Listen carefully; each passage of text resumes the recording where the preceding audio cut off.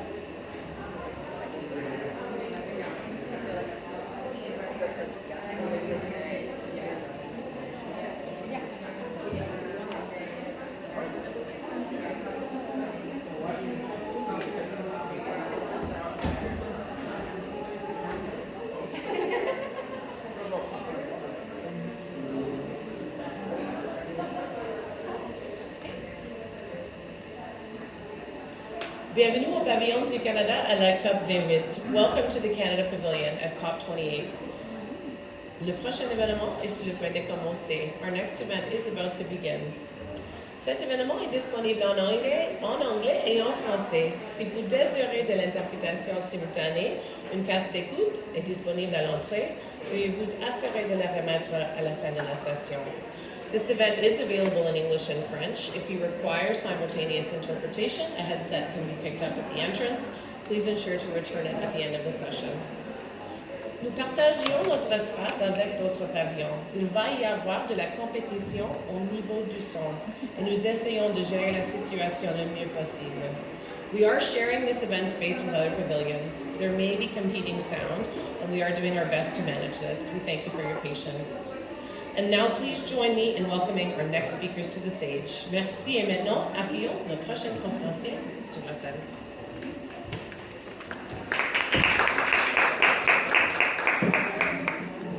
Ça fonctionne bien? Oui, bonjour. Donc, bonjour, merci d'être là. Philippe Simard, je suis conseiller chez Copticom Stratégie Relations publiques et également représentant du collectif COP15. C'est un réel plaisir et un honneur d'animer le panel aujourd'hui entouré de si bons partenaires. C'est vraiment un plaisir de se retrouver ici, un an après la COP15 déjà. Avant de lancer le panel avec nos collègues, juste prendre quelques minutes pour remettre en contexte, un contexte plus large, comment s'inscrit la discussion que nous allons avoir aujourd'hui. Donc, vous n'êtes pas sans savoir qu'en 2022, Montréal a accueilli la COP15 sur la biodiversité. Et en parallèle des négociations, la société civile québécoise, unie sous la bannière collectif COP15, a organisé, en collaboration avec SNAP Québec, la conférence internationale sur les solutions aux causes sous-jacentes de la perte de la biodiversité et de la crise climatique. Donc, durant la COP15, on a finalement ouvert une discussion sur les causes systémiques de ces crises, de la crise climatique et de la crise de la biodiversité. La COP15 aussi donné naissance à ce qu'on appelle l'appel de Montréal. L'appel de Montréal, c'est quoi? C'est un appel qui engage les parties qui la signent, et je cite, à poursuivre et accélérer la réflexion sur les solutions permettant la mise en œuvre de changements à un modèle économique et un système de valeurs dommageables pour la nature lors des futures COP, biodiversité et climat confondus. Cet appel a été endossé par plusieurs acteurs, notamment le gouvernement du Canada, le gouvernement du Québec, également le gouvernement de la nation Cri, ainsi que plusieurs municipalités et figures de la société civile à travers le monde. Le panel d'aujourd'hui est le fruit de l'engagement continu de la société civile québécoise, canadienne et du gouvernement du Canada à la suite de la COP15. Il s'agit d'une étape cruciale vers la réalisation des changements systémiques recommandés dans l'appel de Montréal. Les échanges aujourd'hui font aussi suite à une rencontre organisée en mai dernier par le Corinne, durant laquelle le ministre Guilbeault avait souligné l'importance de 3 choses.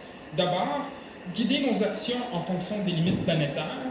Deuxième chose, repenser nos modèles de développement socio-économique. Et troisième chose, lier les enjeux climat et biodiversité. Et c'est justement pour ça qu'on est ici aujourd'hui. Donc, c'est dans ce contexte que je suis honoré d'avoir autour du panel aujourd'hui M. Basile Van Have, qui est directeur général politique et partenariat en biodiversité, qui a notamment coordonné les négociations de l'accord Kunming-Montréal sur la biodiversité. Donc, monsieur Basile, bonjour. Nous avons également Cécile Martin-Phillips, directrice de l'Institut de la francophonie pour le développement durable, qui est un organe subsidiaire de l'Organisation internationale de la francophonie. Nous avons Anne-Céline Guyon de Nature Québec, André-Yann Parent de Réalité climatique Canada et finalement Sunday Geoffrey, fondateur et coordonnateur de Support Humanity Cameroun. Donc bonjour, vous inviterai à prendre place, monsieur, madame.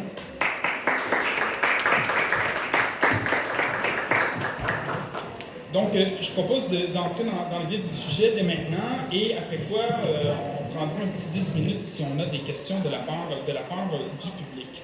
Donc, je commencerai avec vous, Basile, une question à l'égard du gouvernement du Canada, à savoir comment le gouvernement du Canada compte soutenir les efforts pour faire le lien entre justement la biodiversité et les changements climatiques à l'avenir et garantir que les entreprises respectent justement les limites planétaires.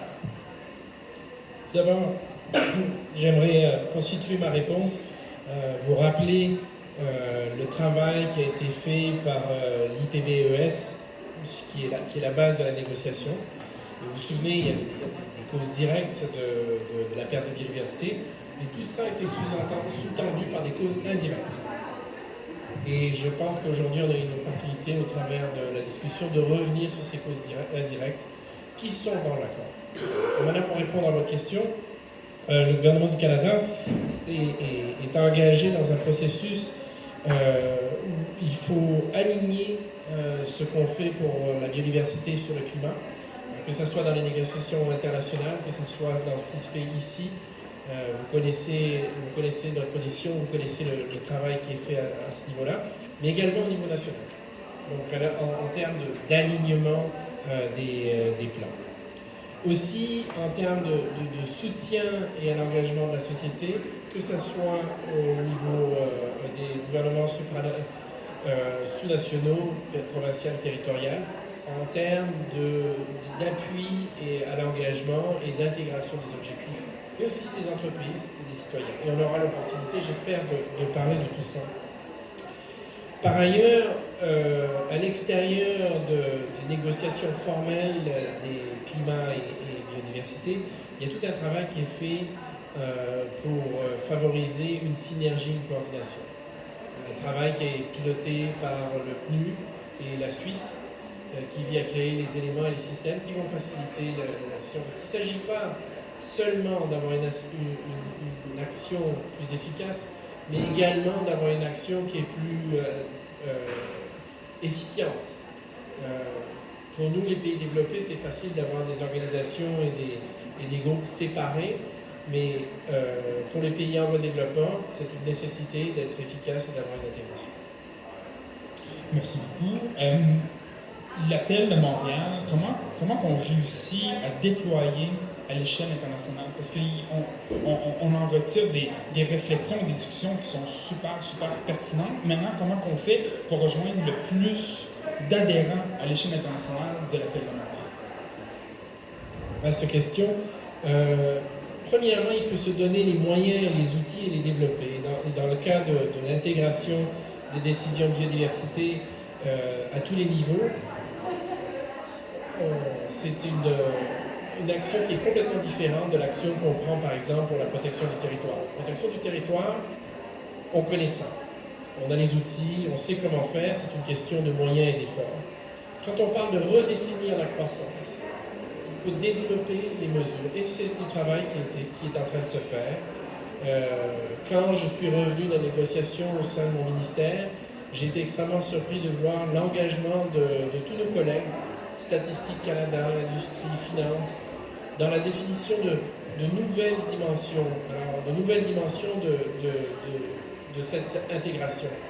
Au-delà du produit intérieur brut, comment est-ce qu'on va faire pour définir ce nouveau modèle de croissance? Alors, c'est quelque chose qui va prendre du temps, qui ne se fera pas du jour au lendemain. C'est quelque chose que nous ferons avec nos partenaires. Nous avons de nombreuses discussions, en particulier avec les Australiens et nos voisins du Sud aux États-Unis, en termes de comment est-ce qu'on peut travailler ensemble à développer ces nouvelles mesures, de cette nouvelle façon de voir la prospérité et le développement. On dit des mots qui sont intéressants ici. Aller au-delà du PIB, redéfinir la croissance, c'est des mots que j'aime beaucoup, directement liés justement aux causes sous-jacentes. Et puis, un petit rappel qu'au Québec, on a le collectif G15+, qui justement a mis de l'avant les indicateurs de bien-être pour être en mesure de mesurer la richesse au Québec sans nécessairement s'appuyer seulement sur le PIB. Donc, j'aime beaucoup la conversation qu'on a ici aujourd'hui. Je me tournerai vers Anne-Céline maintenant. Anne-Céline, je demanderais un peu de revenir un peu en arrière, durant la COP15, à la conférence sur les causes sous-jacentes, pour nous réfléchir un peu la mémoire. Quel lien faire justement entre les causes sous-jacentes et l'appel de Montréal? Dans quel contexte justement s'est inscrit le lancement de l'appel de Montréal et en quoi c'était novateur? Ben, je pense que Basile le disait, quand la COP15 a été annoncée puis qu'on a su qu'elle venait à Montréal, la société civile québécoise, de par son historique aussi de coalition, on s'est tout de suite saisi de l'occasion pour effectivement vouloir faire quelque chose, vouloir vraiment prendre ce momentum-là pour enfin parler de biodiversité au même titre que de climat, mais en même temps, effectivement, de répondre à l'appel de l'IPBES, mais aussi associé à l'appel du GIEC, puisqu'on se souviendra que les deux ont également rédigé un rapport en commun qui nous appelle à faire cet effort et à ne plus juste regarder les causes directes, mais véritablement regarder les causes systémiques aux grandes crises environnementales. Donc il y a vraiment une volonté, c'est parti de la SNAP Québec qui a dit ce serait vraiment intéressant de commencer le volet société civile de la COP15 pour enligner le reste de la conversation avec un colloque sur les fameuses causes sous-jacentes aux crises environnementales. Et c'est comme ça que l'idée est venue effectivement d'avoir ce colloque-là et de regarder si on veut vraiment s'adresser aux causes systémiques, quelles pourraient être les solutions. Donc c'est vraiment dans ce cadre-là que le colloque a eu lieu. Et après, c'était de dire, au-delà d'un colloque, est-ce que comment engager les parties qui vont être présentes à Montréal, mais aussi les différents acteurs de la société civile, non seulement québécoise, mais canadienne et même internationale, à s'engager justement à reconnaître que tout part de ces causes systémiques-là et donc d'engager le dialogue à ce niveau-là. Puis, et c'est comme ça qu'est né l'appel de Montréal. On s'est dit, c'est vraiment l'occasion d'avoir un outil pour nous engager sur un dialogue qui effectivement va prendre du temps. C'est certain, on parle quand même d'une refonte extrêmement profonde de nos modes de vie, en tout cas de nos modes de vie occidentaux particulièrement, parce que on ne parle pas forcément de la même chose en Occident, dans les pays riches, que dans les pays du Sud. Puis j'ai hâte d'entendre ce débat là-dessus. Mais c'est clair qu'on a besoin d'engager ce dialogue-là et que l'appel de Montréal est un outil formidable pour ça.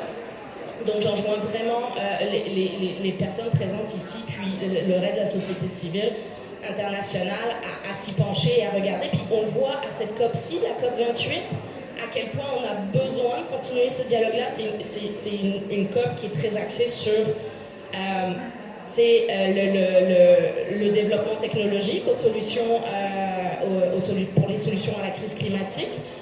Or, quand on regarde, c'est quand on lit la crise de la biodiversité à la crise climatique qu'on comprend que c'est pas vrai que les solutions sont juste technologiques, parce qu'il y a un vrai danger que sous prétexte d'adresser la crise climatique avec des technologies, on vienne aggraver la crise de la biodiversité. Et on le voit déjà au Canada, au Québec, ces tensions-là apparaître, notamment avec un certain boom minier qui est en train d'arriver. Oui, on a besoin de matériaux stratégiques, certes, mais comment bien faire, comment bien développer cette filière pour ne pas venir justement aggraver la crise de la biodiversité? C'est toutes ces questions-là qui sont au centre. Et je pense que l'appel de Montréal nous permet justement d'engager des réflexions profondes pour aller au-delà de ça et pour se dire, avant tout, il va falloir qu'on fasse un travail de réduction. Parce que la science nous le dit, si on veut rencontrer non seulement les objectifs de l'accord de Paris, mais aussi ceux de l'accord CNU de Montréal, il faut absolument réduire notre surconsommation de ressources naturelles, arrêter de surproduire, et c'est cette conversation-là qu'on doit avoir absolument. C'est vraiment intéressant. On a plusieurs devoirs, dans le fond, qui nous sont donnés. J'ai entendu besoin d'approfondir la réflexion, nécessaire refonte du mode de vie. Comment on réussit finalement à traduire ça dans une mise en œuvre à l'échelle nationale? Comment on est capable de favoriser un arrimage suffisamment solide, suffisamment profond entre les parties prenantes pour être capable d'y arriver, de mettre en œuvre justement ces devoirs-là qu'on se donne? Ben, je pense que déjà, on a vraiment besoin de créer un véritable dialogue social autour de ces enjeux-là. Pour parler vraiment d'une région que je connais, la région du Québec, je pense qu'on est présentement en train de se poser énormément de questions sur la transition énergétique. C'est une occasion en or, justement, d'avoir cette conversation-là et de voir comment on peut lier notamment le plan pour l'économie verte au futur plan nature que le gouvernement du Québec a mis, en tout cas a commencé à déployer depuis la COP15, parce que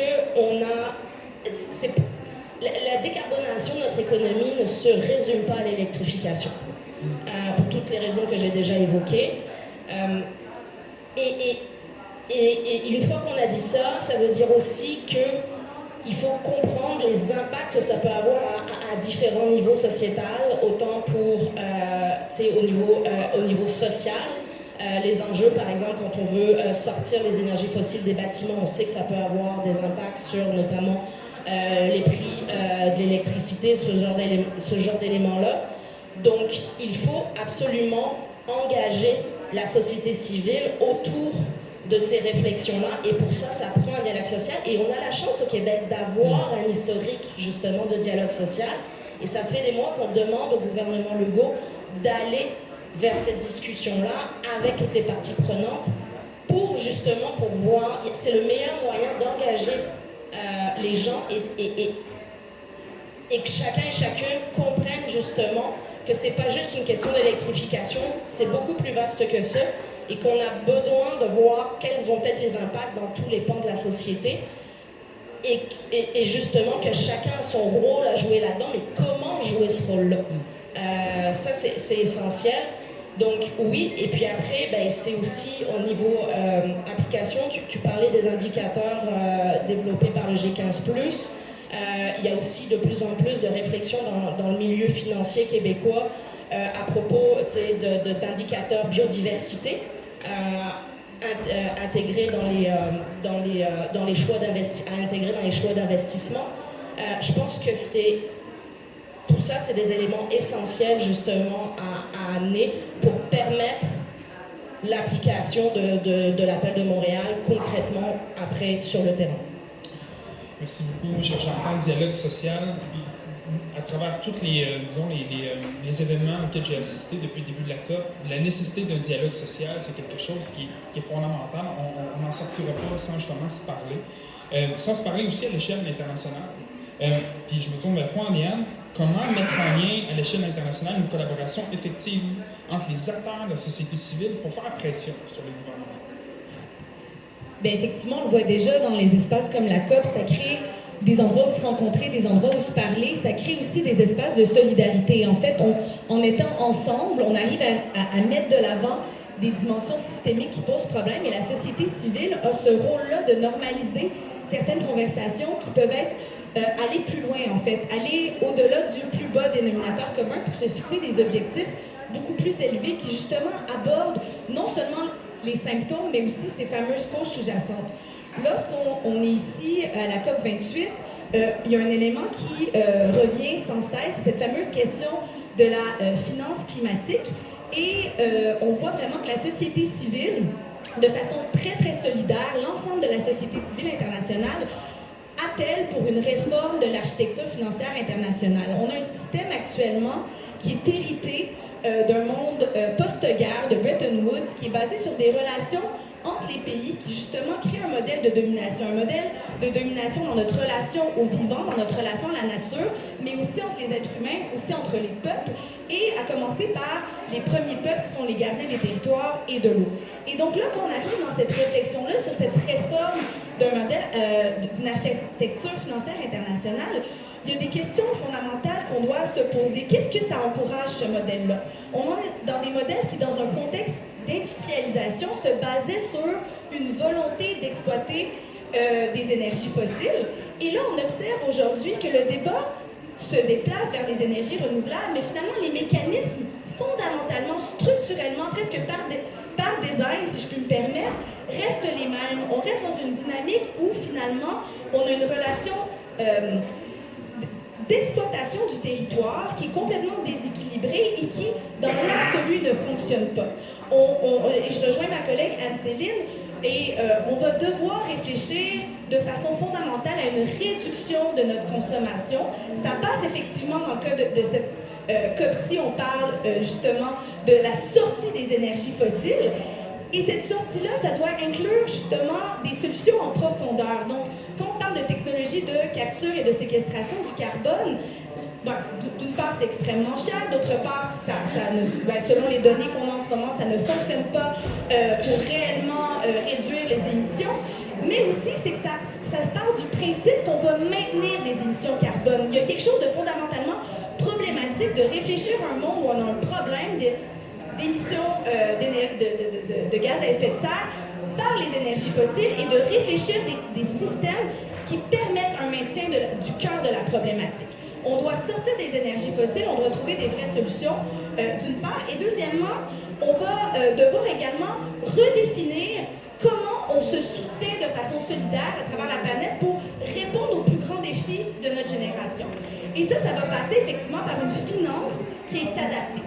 En ce moment, depuis plusieurs décennies, on a un bris de confiance entre les pays du Sud global et les pays du Nord parce qu'on n'a pas tenu nos engagements en matière de finances climatiques. On n'a pas tenu nos engagements en matière d'adaptation et d'atténuation. On n'a pas tenu nos engagements, probablement, jusqu'à présent, les annonces qu'on a eues sur les pertes et dommages, même si c'est une annonce historique dans le cadre de cette COP, on ne finance que 0,2% des dommages, des besoins, en fait, en termes de pertes et dommages. Donc, on est largement en deçà des besoins. De la même manière, ce système financier-là se base beaucoup sur des prêts. Et donc là, encore une fois, des pays qui étaient déjà propulsés dans une situation d'endettement à cause du système financier hérité par Bretton Woods se retrouvent dans une situation de surendettement. Le Kenya en parlait justement hier, dont on n'arrive pas à sortir, justement parce que c'est un système qui, par design, veut maintenir des relations de pouvoir entre les pays, mais aussi dans notre relation vivante. Donc, il faut falloir éventuellement réfléchir en profondeur et s'émanciper de ces dynamiques-là, revenir à des modèles sociaux, justement, qui sont beaucoup plus équilibrés et harmonieux avec la nature, où la quête absolue n'est pas une quête de profit, mais plutôt une quête de bien-être selon des indicateurs dont on parlait plus tôt, et où des modèles, notamment des ethos autochtones, nous permettent de réfléchir à un vivre ensemble qui est beaucoup plus harmonieux, beaucoup plus équilibré dans notre relation avec la nature et aussi les uns envers les autres. Merci beaucoup. Donc, j'entends revoir le rapport au profit, rapport à la consommation, revoir aussi l'architecture du système économique mondial pour être en mesure d'avoir, disons, d'égaliser un peu la manière dont on fait tout ça, d'accroître la solidarité entre les peuples. En parlant de solidarité, je pense à la francophonie, justement. Comment traiter l'enjeu des causes sous-jacentes dans une perspective justement pan-francophone, considérant qu'on a ces liens de proximité-là, et alors que les besoins de développement durable sont vraiment prégnants. Merci beaucoup d'abord pour l'invitation à parler ici. Ça fait du bien de parler en français dans cette COP, dans cette CDP, conférence des parties. Alors, la francophonie, qu'est-ce qu'elle fait pour ses conventions et pour ses conférences des parties? Elle essaye d'abord de faire en sorte que l'information circule, et notamment en français. Vous le savez, hein, vous êtes tous des négociateurs, négociatrices ou des habitués des conférences des parties. Comme tout se passe beaucoup en anglais, cette information ne circule pas forcément. L'information sur les négociations, à la fois sur la Convention biodiversité, on a beaucoup travaillé justement avec Basile et avec le secrétariat exécutif de la Convention sur les diversités biologiques en amont de la conférence de Montréal, mais également sur la conférence des parties pour le climat et pareil pour la désertification. L'objectif, c'est aussi pour nous de faire des ponts et donc de faire en sorte que les négociateurs de chacun de ces conventions qui fonctionnent en silo se parlent également pour faciliter des ponts également avec la désertification parce que tous ces enjeux finalement sont liés. Donc ça c'est la première chose que la francophonie fait et on le fait de plusieurs manières, à la fois en décryptant tous les enjeux qui sont discutés et points à l'agenda de chacune de ces négociations, en faisant des ponts, encore une fois, mais également en formant en fait nos négociateurs et négociatrices et les accompagnant à chaque intercession, à chaque pré-COP, à chaque CDP. Et on fait aussi des points avec les ministres avant le début du segment ministériel pour rehausser aussi l'engagement et faire en sorte qu'on soit tous au même point. Donc ça c'est la première chose. Au niveau de la solidarité francophone, il y a aussi quelque chose qui se passe sur la finance climat. Tu en parlais. Clairement, il y a un vrai besoin d'accès à la finance climat pour les pays francophones. Nous, on entendait ça assez régulièrement dans la bouche de nos pays francophones, alors on a eu la curiosité de se poser la question et de vérifier est-ce que nos pays francophones ont réellement peu accès à la finance climat. Il s'avère que oui, réellement. Ils ont à peu près 4 à 5 fois moins accès à la finance climat globalement. Typiquement, les pays du bassin du Congo, les 6 pays du bassin du Congo ont accès à seulement 0,8% du Fonds vert pour le climat. Ce qui ne fait pas beaucoup de sens quand on parle du premier poumon du monde. Donc voilà, c'est ça aussi que fait la francophonie, des plaidoyers de haut niveau pour faire en sorte que les pays francophones aient plus accès à la finance climat. Et puis un certain nombre de nos pays francophones sont des contributeurs directs à ces mécanismes financiers et donc commencent à plaider. Vous voyez par exemple Monaco, vous avez peut-être déjà entendu parler de Monaco, peut-être que vous ne savez même pas où le placer sur la carte, mais Monaco est un contributeur direct du Fonds vert pour le climat, le plus important par capita. Et bien Monaco, depuis 1 an, depuis la dernière concertation ministérielle que nous avons faite, maintenant plaide auprès du Fonds vert pour qu'il y ait plus d'accès aux pays francophones et aux projets francophones au Fonds vert pour le climat. Alors voilà, c'est des petites choses comme ça que fait la francophonie. Donc, j'entends de l'accompagnement, beaucoup d'accompagnement, des formations pré-COP, des formations intersessionnelles, faire des liens COP entre les différentes COP, c'est très intéressant. Et puis, il n'y a pas de COP sans anglais, donc je vais poser ma question à Sunday en anglais. So, how can we ensure better international collaboration, particularly with African countries like Cameroon, to implement effective solutions to biodiversity loss?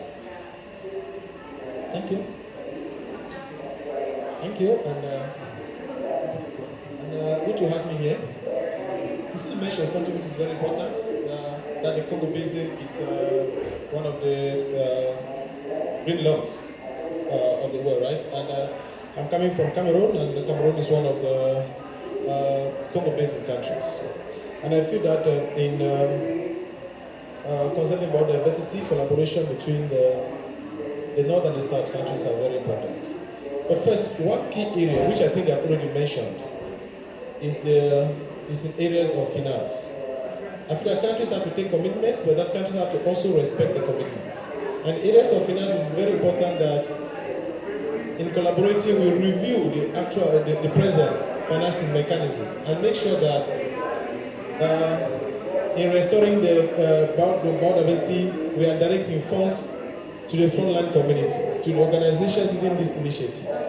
Because one thing we have understood on the ground is that Francophonie and the other partners are providing resources, but most of these resources, they are not checks and balances. So most of them end up in corrupt systems, and at the end of the day, we still see a continuous loss of biodiversity. And who are feeling this impact most? They're the grassroots community. So I feel that there's a need for the Global South and the Global North to redefine the funding mechanisms and make sure that biodiversity initiatives at the global and local level are funded through grants and not through loans. When you give loans, it doesn't get to the communities. In most cases, it doesn't get to the communities. And we really have to understand this. And we have to understand that this is part of the reason why we have not been able to have sustainable solutions. And I believe that we have to go beyond the talks and actually make sure that we keep to these promises and that we actually respect countries' solutions. I don't believe in one-size-fits-all solutions.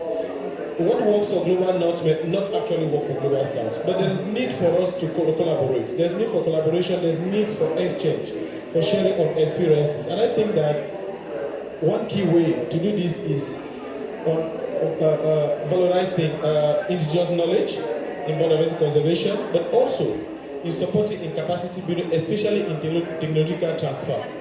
Because I think there's a lot of gap, right? There's a lot of gap in accessing technology, in promoting biodiversity conservation. And I think this is one huge opportunity for collaboration between the Global North and the Global South. If the Global North can respect, right, we've talked about local dialogue. This is very critical because without dialogue, we're not able to understand the aspirations of the indigenous communities, of the people who are most impacted. The ones who are able to understand their positions, understand their aspirations. Now you understand that at the global level, we'll be able to adopt policies that will not only be pleasing to the eyes, but that will actually aim at resolving the global biodiversity crisis. Thank you. So I hear a lot of, finance, respecting commitments, collaboration, building capacity. So thank you for this intervention. Je poserai une question maintenant, tour à tour, autour de table, sur la même question qui se retrouve vraiment au cœur de la crise climatique et de la crise de la biodiversité. C'est un peu frontal. J'irai avec Basile en premier. Comment réduire l'utilisation des ressources pour protéger à la fois la biodiversité et le climat? On a parlé d'indicateurs tantôt. Comment justement réduire les ressources pour être en mesure d'en arriver finalement à lutter contre la crise de la perte de biodiversité et la crise climatique? Je vais continuer sur ce que ma collègue à droite a commencé, cette notion d'un dialogue et d'une redéfinition de nos objectifs. Et j'irai peut-être un pas plus loin. On parle beaucoup de réduire ci, de réduire ça, etc. Moi, je pense qu'il faut commencer à parler d'augmenter le bien-être et de redéfinir ce bien-être. Et de donner l'envie à tout un chacun d'aller vers ce futur qui va être un futur qui va être plus prospère d'une différente façon. Mais qu'est-ce que la prospérité et qu'est-ce que les populations nous disent, qu'est-ce qu'elles veulent? Et c'est ça qui va être le défi à venir. Et c'est une conséquence naturelle de cette redéfinition de ce qu'on veut, va être la réduction de l'utilisation des ressources ou leur utilisation plus durable. Donc ça a l'air un petit peu du prêchi-prêcha, etc. Mais à mon avis, c'est la vraie solution, c'est l'engagement de tous les niveaux de la solution. Et moi, je vois déjà cet engagement et ce changement en train d'être fait. Il y a quelques semaines, j'étais en train de parler à des leaders syndicaux chez L'Oréal. Et L'Oréal, un grand groupe international qui utilise des ressources et qui prend soin d'engager son leadership syndical dans la redéfinition de qu'est-ce que va être le succès d'une grande entreprise. C'est génial. Quand on voit des organisations comme des universités, Sciences Po à Paris, tous les élèves de Sciences Po à Paris suivent une formation en environnement. Ils finiront dans les ministères, ils finiront dans le secteur privé. Mais à la base, ils vont avoir cette littératie de base sur les clés. Et alors, si on arrive à faire ces changements dans le système d'éducation, dans le système de valeurs, c'est ce qui va nous permettre d'aller de l'avant. C'est intéressant, on parle de causes sous-jacentes, mais là vous abordez des solutions sous-jacentes, celle de redéfinir la prospérité, j'aime beaucoup ça. Ça résume comment chez vous, Anthony? Très bien. J'aime entendre effectivement ces mots-là. Je pense qu'effectivement, c'est d'ailleurs, on revient encore une fois à l'appel de l'IPBES et du GIEC, mais c'est de fondamentalement une des causes sous-jacentes aux crises environnementales, c'est notre rapport à la nature. Depuis maintenant des décennies, pour nous développer, on instrumentalise cette nature, on l'utilise, on ne la voit que sous forme de ressources à exploiter. C'est fondamentalement ça qu'il faut revoir. Et là, effectivement, les communautés autochtones puis les communautés locales ont énormément de choses à nous apprendre à ce niveau-là. Et on a besoin qu'ils soient au centre aussi des discussions. Donc on parlait de dialogue social, ça implique les communautés autochtones fondamentalement. Et on a besoin de s'inspirer de leur vision de la nature.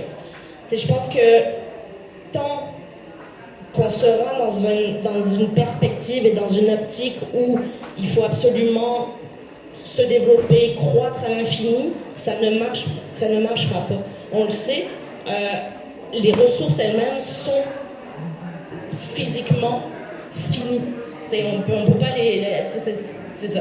Donc on a vraiment besoin de... Et je pense qu'on a aussi... en tout cas dans les pays occidentaux, les pays riches, fondamentalement besoin de se questionner sur nos rapports, c'est quoi nos vrais besoins? Est-ce qu'on a véritablement besoin de changer notre cellulaire à tous les 6 mois, par exemple? On nous fait croire depuis maintenant des décennies qu'il faut toujours avoir plus pour être heureux. C'est faux, il n'y a pas plus faux que ça. Et revenir effectivement à la notion de bien-être, c'est essentiel. Après, dans un deuxième temps, je prendrai un exemple.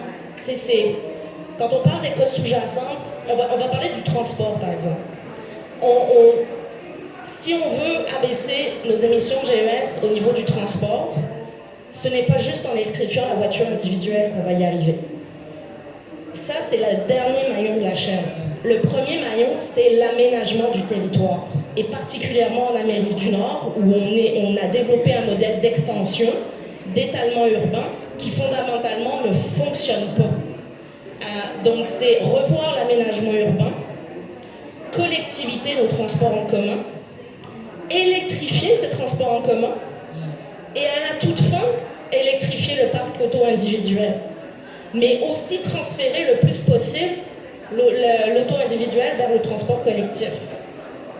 Évidemment, il y aura des régions où il faudra avoir accès à des autos individuelles. On n'a comme pas le choix sur des vastes territoires comme le Canada, par exemple. Mais encore une fois, il y a quand même des solutions, même une région comme la Gaspésie, par exemple, ou le nord du Québec, ou même du Yukon, par exemple. Il y a des solutions maintenant qui commencent à être mises en place pour justement collectiviser l'accès à certaines voitures. Il y a des municipalités, par exemple, de plus en plus qui prêtent leur parc automobile à leurs citoyens, citoyennes, par exemple, des choses comme ça. Donc, tu sais, quand on parle de réduction et de causes sous-jacentes, on voit à quel point il faut penser aussi en termes de chaîne d'action et de vision globale. Et fondamentalement aussi, il va falloir que nos systèmes de gouvernance soient à la hauteur de ça. Parce que présentement, on réfléchit malheureusement beaucoup trop en silo. On le voit, nous, on a vraiment des gros problèmes de connexion entre les ministères. Ministère de l'Environnement d'un bord, ministère de l'Économie de l'autre bord, ministère des Ressources naturelles de l'autre bord. Et dans dès qu'on essaye de développer des politiques publiques, il y a toujours des frontières à quelque part. Nous, juste ce printemps-là, au Québec, on a littéralement été convoqués à 6 consultations publiques qui auraient pu être une seule si on avait eu justement cette vision intégré, global, systémique des choses. Et dans chaque mémoire qu'on a rédigée, on a fini en disant ça. Il faut que vous vous parliez et que vous ayez cette vision globale parce que tout est interrelié. C'est intéressant. Basile nous disait redéfinir la prospérité, on dit redéfinir le rapport à la nature, se questionner à savoir qu'est-ce qu'on a réellement besoin, proposer des solutions concrètes justement pour avoir une vision globale puis d'avoir une vision en fonction d'une chaîne d'action. Je retourne vers Andréane maintenant. Comment justement réduire l'utilisation des ressources pour protéger la biodiversité et le climat en fonction de déjà ce qu'on a dit? Oui, mais j'abonde dans le même sens que Basile et Anne-Céline. En fait, c'est qu'il y a un enjeu communicationnel dans la façon dont on a parlé qui, justement, traduit ce monde-là très en silo, où en fait, on s'est nous-mêmes extrait de la nature. Donc, même quand on parle de rester dans les limites de la nature, pour moi, c'est plus comment on réfléchit à un projet social pour un épanouissement du vivant qui inclut les êtres humains à l'intérieur de ça.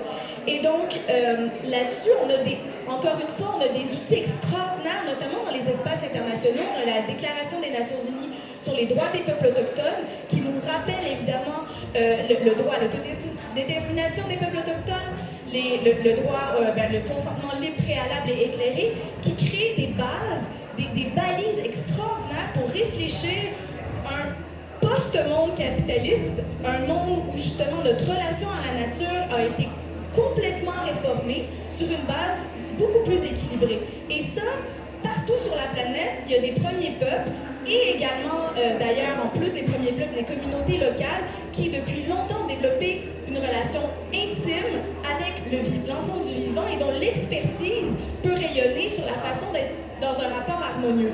Et donc, cette expertise-là devrait faire partie de façon intégrante de la façon dont on réfléchit notre relation au vivant. Et je suis bien d'accord aussi avec Sunday que ça implique de voir un modèle social où c'est pas une même solution pour tout le monde, le one size fit all, mais c'est plutôt des emplois qui sont extrêmement localisés, vraiment ancrés dans les relations au territoire et à l'eau, qui sont justement autochtonisés dans le sens qui émerge d'une relation intime avec ce territoire-là.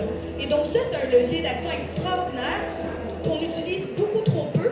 Et tant qu'on va séparer, encore une fois, les droits des peuples autochtones de notre relation avec les questions environnementales, on va, encore une fois, pas aller jusqu'au bout de la question et pas utiliser un levier, un catalyseur de changement extraordinaire pour réfléchir notre relation au vivant.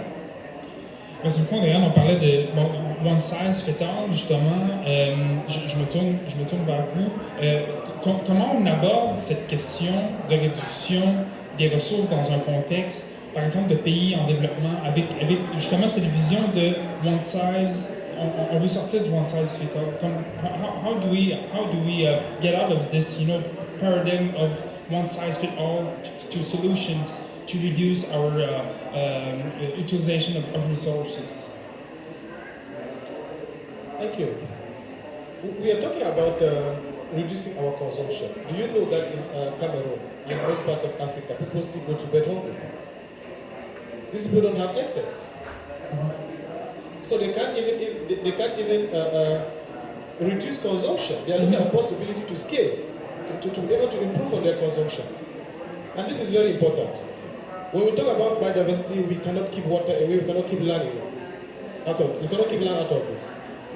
And today we have a concept in Cameroon of land titles. You need a land title to have a legal recognition of a land. How many local people, smallholder farmers, pastoralists can actually access the cost to own land title? This was a Western design, but has been implemented in developing countries and which is not working, right? And which is instead helping in biodiversity loss. That's why we feel that we don't have to take a one-size-fits-all solutions. Mm-hmm. If we have to effectively conserve biodiversity, we have to ensure that we have local communities, we have indigenous people, we have smallholder farmers, pastoralists, to have access first to land they live on. And it's so sad that your life depends solely on land, and you don't have ownership of that land. Simply because of the Western design. Now we have, at my level, we've been trying to influence policy, especially at the grassroots level, to make sure that the local authorities, the traditional authorities, start through customary laws to recognize, because customary laws is historical. That's the laws that most of these local populations identifies with. They don't have access to education, they can't read and write, and they don't even understand what we mean by land title. So we're influencing local authorities to see that they redefined the customary laws. So you can actually give more access to smallholder farmers, who are the key, who are key players in biodiversity conservation. So these are some of the issues that we really have to consider. And I'm going to be talking about the excesses of maybe not just the West, but also the leadership of the African countries, like Cameroon, where I come from. They don't feel it because politicians don't live on land. There is smallholder farmers who are living on land. The politicians don't need land. They don't obviously need land for their survival. But I work with local communities and I realize that the entire life depends on the biodiversity. For their food, for their medicine, for water, for everything. So there's a need that we try to get their perspective and we try to see what solutions works for them.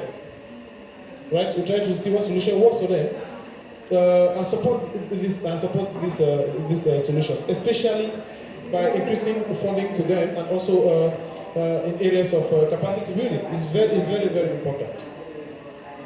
Thank you. So, ce sont des perspectives, des solutions qui sont vraiment importantes justement pour développer la vision globale dont parlait Anne-Céline plus tôt, pour être en mesure de sortir du one size fit all. Donc, merci pour cette perspective-là. Puis, je terminerai avec vous maintenant dans une perspective de la francophonie. Vous parliez d'accompagnement tout à l'heure. Comment justement on est capable d'accompagner certains acteurs en sortant de l'idée du one size fit all pour en arriver à résoudre la question des causes sous-jacentes, la crise de biodiversité climatique.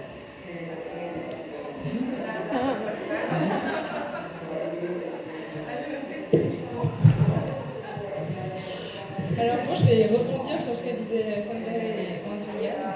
À la francophonie, on n'a pas inventé l'eau chaude, mais on regarde ce qui se passe. Ce qui se passe, c'est que 60% de notre population francophone est à moins de 35 ans. Moi j'ai 43 ans, je suis déjà trop vieille. Et deuxièmement, 60%, voire même 70% de l'économie, c'est de l'agriculture. Et enfin, notre francophonie, elle habite où en majorité? Elle habite justement chez Sunday notamment. Elle habite dans le bassin du Congo.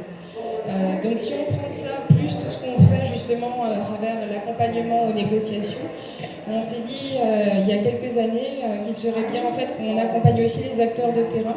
Et les acteurs de terrain sont des jeunes chercheurs, innovants, ce sont des agriculteurs également qui ont des idées pas forcément révolutionnaires, mais de retour à la terre, aux traditions aussi, mais rehaussées de digital, aussi de nouvelles technologies.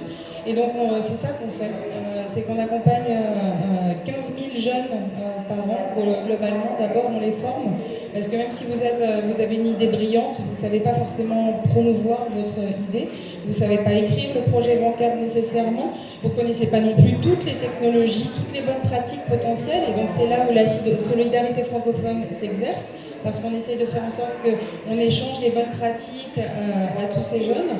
Et ensuite, on écrème et au fur et à mesure, on retient à peu près 200 de ces jeunes éco-entrepreneurs et on les accompagne jusqu'au brevetage de leur innovation.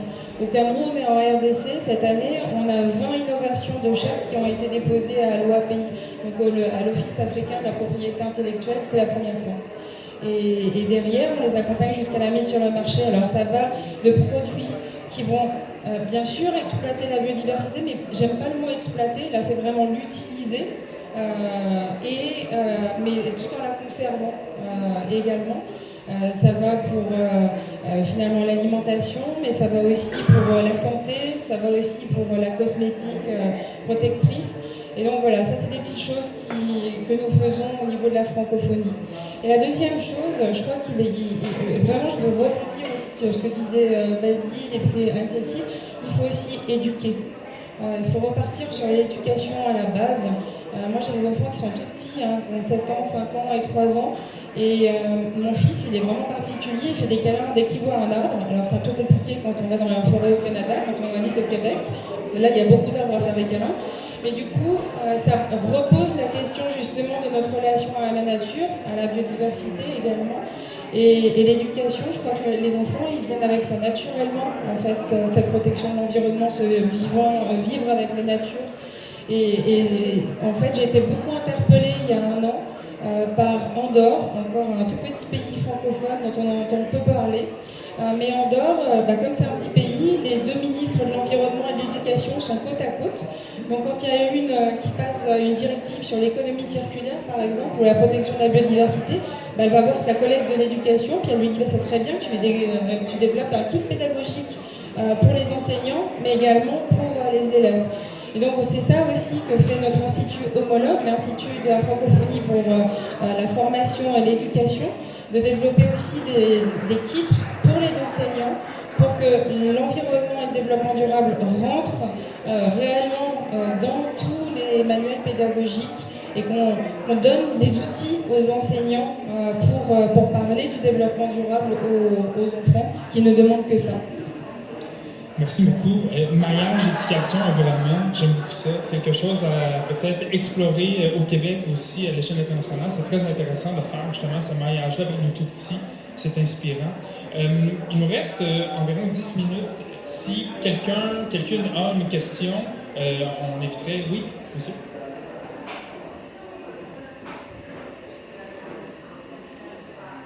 Bonjour, je vais poser ma question en français. Vous avez parlé de... Bon, je me nomme d'abord, je m'appelle Dédi Roland Olivier, je viens de la Côte d'Ivoire, voilà, et je suis leader de jeunesse et en même temps je suis enseignant en Côte d'Ivoire, du secondaire. Alors, moi je profite de mon titre d'enseignant pour travailler aussi avec les enfants, pour les éduquer sur la question de l'environnement. J'aimerais savoir comment est-ce que je pourrais collaborer avec vous sur ces projets de la biodiversité, parce que les enseigner déjà au plus bas de l'échelle, c'est quelque chose qui est très important. Quand vous partez en Côte d'Ivoire, par exemple, vous pouvez voir des gens en train de tuer des animaux dans les sources, on va dire. C'est quelque chose de tellement naturel. Quand vous leur dites non, ça détruit, ça contribue à la destruction de la biodiversité, les gens ne comprennent pas. Donc c'est de savoir comment moi, avec mon titre d'enseignant, je puisse travailler avec les enfants au plus bas de l'échelle pour les amener à comprendre ça quand ils seront adultes. Merci. C'est une très bonne question. Est-ce que quelqu'un veut prendre la parole? Anne-Céline? Je vous référerai peut-être, au Québec, on a, Andréane et moi là-dessus, le Centre d'éducation relative à l'environnement, c'est ça, hein? Qui travaille depuis longtemps maintenant justement à mieux intégrer l'environnement dans l'éducation, qui a développé, je pense il y a 2 ou 3 ans maintenant, tout un document justement de plaidoyer politique pour essayer justement de pousser ça auprès du gouvernement du Québec, mais qui aussi, depuis qu'il existe, a déployé beaucoup d'outils justement pour les enseignants, pour aider à mieux intégrer justement l'éducation relative à l'environnement dans les différents programmes. Donc, on pourrait se parler après, là, puis je pourrais vous référer, si vous voulez, à cet organisme. Merci beaucoup, Anne-Céline. Est-ce qu'il y a quelqu'un d'autre qui voulait... Oui, globalement, franchement, félicitations parce que votre rôle est essentiel. Et effectivement, comme le disait Anne-Céline, il y a beaucoup d'outils qui existent, qui ont été développés à droite à gauche, parce que c'est vrai qu'en Europe, il y a aussi cette... comme on a tout détruit assez rapidement finalement, et qu'on est arrivé à un seuil où on ne peut plus aller beaucoup plus loin, aujourd'hui, en Europe, il y a beaucoup de kits pédagogiques justement pour les enseignants sur le lien entre biodiversité et climat, que vous pouvez trouver en ligne également, avec grand plaisir pour vous passer les références. Et puis, encore une fois, il y a des bonnes pratiques francophones qu'on essaye de promouvoir et que vous pouvez trouver aussi sur nos sites. Merci beaucoup, Cécile. André, peut-être? Un dernier tout petit point. Alors moi aussi, vraiment félicitations parce qu'effectivement, le levier des enseignants et des enfants pour les changements des pratiques est peut-être un des plus puissants. Alors vraiment, ne pas sous-estimer du tout le travail que vous faites et à quel point ça peut être un catalyseur de changement de grande échelle. Et peut-être vous référer, la branche indienne de réalité climatique a développé aussi du matériel pédagogique qui est justement pour la formation des formateurs et donc du personnel scolaire et qui travaille énormément sur cette question-là du verdissement et aussi du lien justement entre les outils de promotion de la biodiversité qui permettent d'enrayer justement des impacts catastrophiques de la crise climatique. Alors ça me fera plaisir aussi de vous partager éventuellement ces outils-là, vous mettre en contact avec mes collègues de la branche indienne de réalité climatique. Merci beaucoup pour tous ces outils, toutes ces solutions. Merci beaucoup. On avait une autre question ici. Oui, alors bonjour, Désirée Mebois, élue à l'Assemblée nationale du Canada et porte-parole officielle en matière d'environnement et changement climatique. Moi, j'ai une question sur la deuxième partie du titre de la COP 15 à la COP 28. Donc, c'est moins cause sous-jacente. Quelles sont les leçons apprises de la COP 15 qui a été à Québec, au Québec, je veux dire, à Montréal, l'année passée, dont le fait que les COP de la biodiversité sont à chaque 2 ans et non à chaque année? Y a-t-il des leçons pour nous-mêmes pour l'année prochaine? On devrait avoir un time-out peut-être l'année prochaine, je ne sais pas. Y a-t-il des causes? Et aussi parler un peu, on sait que la Convention sur la biodiversité est considérée comme secondaire à la Convention sur les changements climatiques, du point où on va détruire la biodiversité pour contrer les changements. C'est pervers, évidemment.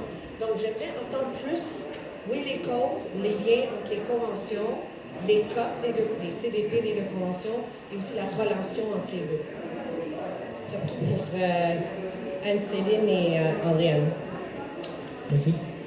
Alors, des questions très larges, je vais essayer de les découper en morceaux. Premièrement, la fréquence des COP. C'est clair qu'il y a un rythme différent du côté biodiversité, où on a des COP aux 2 ans, ce qui nous permet de souffler et de faire du travail intersessionnel peut-être plus sereinement. Alors, est-ce que c'est un modèle pour le climat? Je ne sais pas. Je sais qu'il y a beaucoup de gens qui réfléchissent à l'avenir et qui réfléchissent à des modèles différents. Il y a des gens qui voudraient avoir plus de coordination, plus d'intégration entre les différentes COP, d'autres qui voudraient avoir plus d'espace entre les COP. Et certainement, moi j'encourage la communauté à continuer et à vous écouter en termes de voir quel serait le moyen d'avoir des forums et des façons de discuter ensemble plus efficaces et qui favorisent et maximisent le travail des organes subsidiaires sur techniques et de mise en place.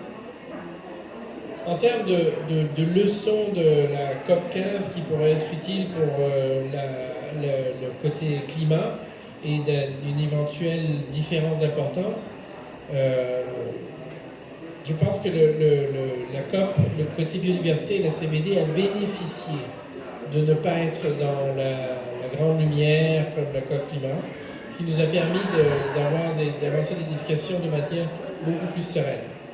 Et le résultat est un document qui est différent, mais à certains égards, comme l'OCDE l'a déterminé, peut-être plus contraignant que l'accord de Paris dans certains domaines.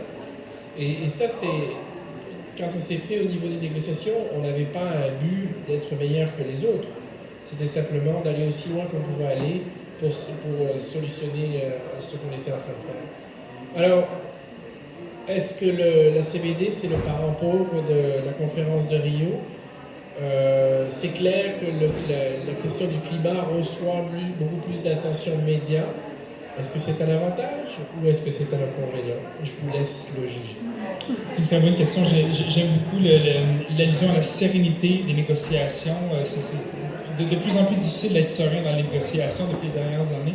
Il nous reste 2 petites minutes. Peut-être, Anne-Céline, tu voulais... Oui, je compléterai, j'abonde complètement dans le sens de Basile sur justement la notoriété de la COP climat versus biodiversité. Peut-être quelques petits éléments quand même aussi supplémentaires sur la place des enjeux biodiversité ici présentement à la COP28. C'est sûr que ce n'est pas une trame de négociation en soi, par contre c'est présent en filigrane pas mal dans toutes les trames pareilles, notamment justement en termes de finances climatiques. Il y a quand même une reconnaissance quand on a entendu beaucoup d'interventions des différentes parties sur l'importance de la protection d'écosystèmes, notamment pour leur fonction de puits de carbone naturel, et c'est particulièrement le cas d'ailleurs des pays africains. Notamment dans les mesures d'adaptation, etc. Hier, on a eu aussi, d'ailleurs grâce au Canada, la première intégration de justement, et la première référence en fait, à l'accord Culmine-Montréal dans le texte actuel sur le bilan mondial.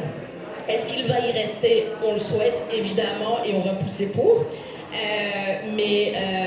Donc c'est à noter, un premier élément vraiment textuel de référence à l'accord Culmine-Montréal. Donc déjà un bon élément. Et l'autre chose que je voulais aussi amener, c'est à la fin du sommet des hauts dirigeants, après les deux premiers jours de la COP, il y a eu aussi une annonce d'un partenariat entre les Émirats Arabes Unis et le Brésil, un partenariat qu'ils ont appelé COP to COP. On sait que la COP 30 climatique va se dérouler à Belém au Brésil et il y a une volonté de créer dans les 2 prochaines années un momentum pour mieux justement amener la nature à l'intérieur des COP climat. Et de ce que j'en ai compris, ils vont vraiment travailler pour mobiliser la communauté, les parties en fait, mais aussi le financement pour justement essayer de créer ce momentum-là, notamment sur la protection des forêts et la protection des océans. Puis on a vu aussi les enjeux biodiversité nature énormément présents dans le Local Summit, donc le sommet sur l'action climatique locale, où clairement les gouvernements infranationaux, c'est le cas du Québec, mais aussi les villes, les grandes villes présentes ici, ont quasi systématiquement parlé de l'importance de lier les enjeux. La meilleure manière de s'adapter au changement climatique, de lutter, mais aussi de s'adapter, c'est vraiment en premier lieu de protéger nos écosystèmes. Donc on voit que dans le vocabulaire et dans l'esprit, c'est de plus en plus présent. Maintenant, c'est de le faire atterrir effectivement, concrètement dans les négociations et de le mettre en œuvre sur le terrain. Merci beaucoup, merci beaucoup. Il nous manque de temps. Je vous invite à continuer la discussion peut-être à côté ici, mais je vous invite à donner une bonne main d'applaudissement à nos panélistes. Merci beaucoup.